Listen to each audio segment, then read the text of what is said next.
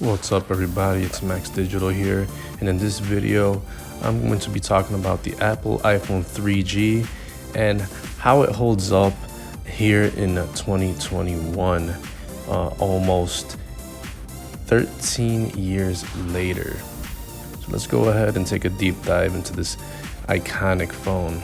So the Apple iPhone 3G was the phone that really set off the popularity of the iPhone in the world. The iPhone 3G finally had the Apple App Store, so you could download all your games and apps, and basically made a smartphone popular and made people, download everything on their phone and do everything on their phones. This phone was only available on AT&T. It was a 3G speed, so at the time it was very, very fast by today's standard. Nobody's really on 3G anymore. This also had GPS. It had Bluetooth. This phone didn't do too much different, but it was pretty nice. Even the build quality, it was a nice plastic, so it's just different from like the aluminum on the first iPhone. So it was released in 2008, so it was around the same year that the first Android phone came out. The overall size was 4.5 inches tall, 2.4 inches wide, and around half an inch thick. So it was an overall tiny device. It was lightweight as well compared to today's devices. The phone weighed around 4.7 ounces. The SIM card, it was a pretty big, it was called mini SIM card, but at the time it was pretty big. It wasn't micro and it wasn't nano. It was a very huge SIM card. For the display, I had a 3.5 inch TFT display. So basically, yeah, it was tiny compared to today's almost 7 inches of screen that we have today in some phones. The screen to body ratio was super like tiny. It was 50%.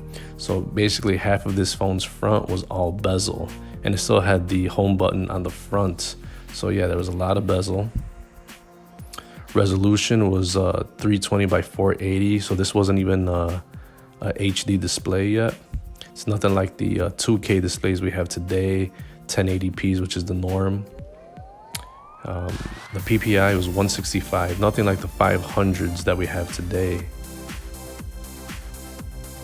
For the software, it was iOS, but at the time, that's when Apple called its software iPhone OS, and this was like the transition period. And it was upgraded up to iOS 4.2. So even though this phone came out a long time ago, it still managed to get like 2 updates from like iOS 2, 3, and 4. So like it had like total of 3 versions of iOS, which is impressive for such an old device at that time. It didn't have Apple's own Bionic chips or anything speedy like that. It had like a off-the-shelf processor from some other company. So these weren't powerful chips at all. For the internal storage, it started off at 8 gigabytes, nothing like the 64 or 128 that were found in today's phones. There's no micro SD card slot, which is still the case today. You could bump it up to 16 gigabytes of storage if you want, but it will cost you more money. The iPhone 3G also was sold during the time it was released when 2-year contracts were still a thing. So this phone, when you signed the 2-year contract, you got this phone for like $200. The RAM, it came with 128 megabytes of RAM. So that's like 1/8 of a gig, which is nothing like 8 gigs and 12 gigs that are found on some Androids and iPhones today that have the norm of like 6 gigs of RAM. But it was sufficient for the time. For the camera, there was only a single 2 megapixel camera in the back, and it didn't take video. There was no selfie camera. It had a loudspeaker, but it didn't have stereo speakers. It did have a headphone jack, and it finally went from having, you could use any headphones with this. It was like the standard port. It wasn't like the special port from the first iPhone. So this was a popular upgrade. I mean, you had your standard Wi-Fi and stuff. You had Bluetooth 2.0, so you could use it with a Bluetooth headset.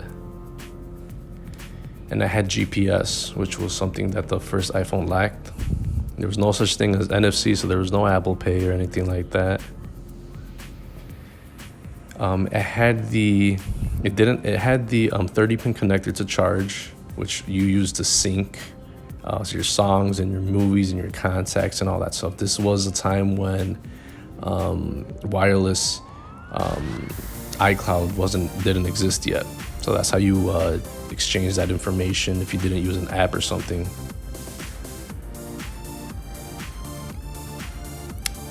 The battery was very, very tiny. It was a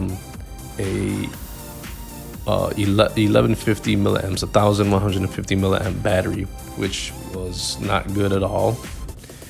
Today's batteries are like 5,000 to 6,000 milliamps, easily on a lot of even budget phones.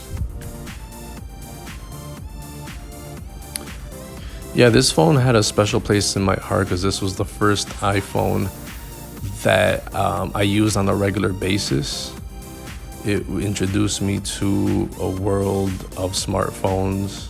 I didn't like it in the first couple of days when I first got it. I had it unlocked for use on T-Mobile, and I actually took a road trip with this phone. I use it to guide me as a GPS.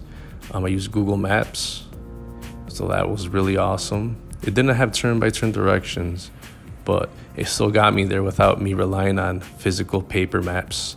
And I knew from that point on that this was the future of cell phones. So yeah, this phone is very primitive by today's standards, but at the time it was very, very, very, very nice.